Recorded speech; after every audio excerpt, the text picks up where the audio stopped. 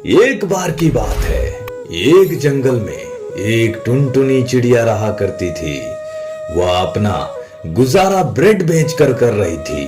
Bread ले लो, bread ताजा ताजा ब्रेड, सिर्फ 10 रुपए।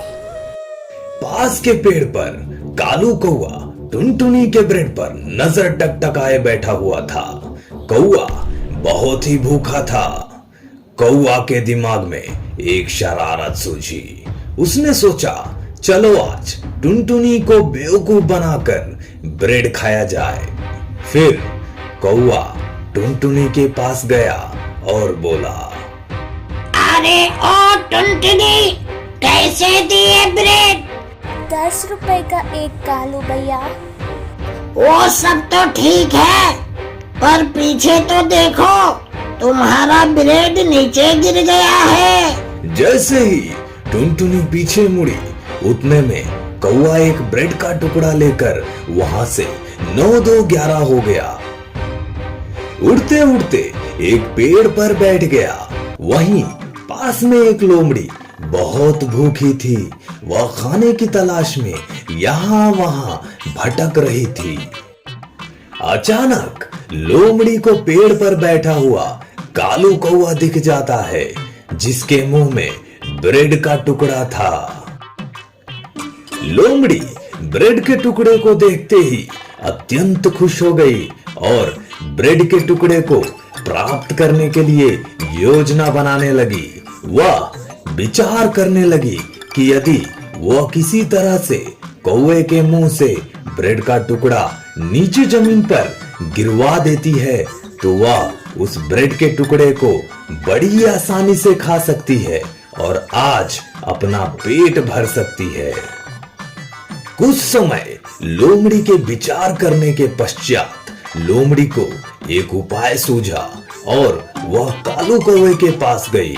कौवे के पास जाते ही उसने कौवे से कहा,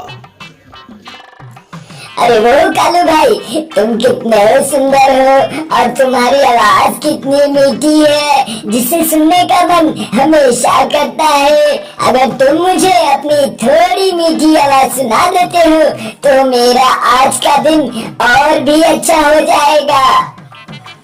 मूर्ख कौवा अपनी प्रशंसा सुनकर अत्यंत प्रसन्न हुआ और अपने मन में विचार करने लगा कि वह कितना सौंदर्यवान है और साथ में उसकी आवाज भी कितनी अच्छी है, जिससे हर कोई सुनना चाहता है। कौवे के इतना सोचते ही लोमड़ी ने कौवे से कहा, अरे वो कालू भैया, क्या आप मुझे अपनी मीठी आवाज नहीं सुनाएंगे? क्या मुझे आपकी आवाज सुने भी नहीं आज का दिन गुजारना पड़ेगा? लोमड़ी के द्वारा इतना कहते ही कौवा पहले से और ज्यादा प्रसन्न हो गया।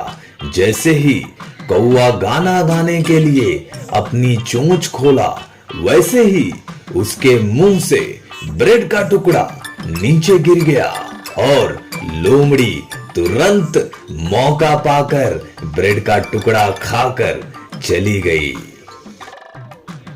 मूर्ख कौवा केवल एक दृश्य देखता ही रह गया और उसके अलावा कुछ ना कर पाया।